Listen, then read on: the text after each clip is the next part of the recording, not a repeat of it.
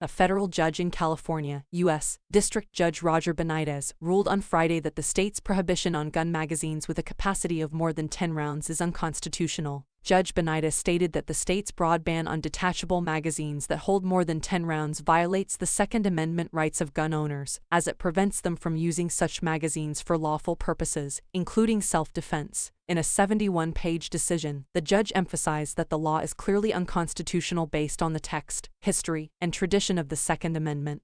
The ruling is not immediately effective, and the state ban is expected to remain in place during the ongoing legal proceedings. California Attorney General Bonta, responsible for enforcing state laws, has filed a notice of appeal to the Ninth U.S. Circuit Court of Appeals in San Francisco. Mr. Bonta intends to request a stay while he appeals the decision. In the past 50 years, large-capacity magazines have been utilized in approximately 75% of gun massacres resulting in 10 or more fatalities, and in 100% of gun massacres with 20 or more fatalities, stated Mr. Bonta, a member of the Democratic Party. We will persist in our efforts to protect Californians from weapon enhancements designed to inflict mass casualties. In the interim, if the Ninth Circuit upholds the decision pending appeal, the possession, purchase, and transfer of large-capacity magazines will remain illegal in California. Judge Benitez has postponed his injunction against California's ban on high-capacity magazines for a period of 10 days to allow Mr. Bonta sufficient time to pursue a stay. Historically, California has prohibited the sale, purchase, and manufacture of gun magazines with a capacity exceeding 10 rounds. However, in 2016, the state's voters approved a law that extended this prohibition to the mere possession of such magazines.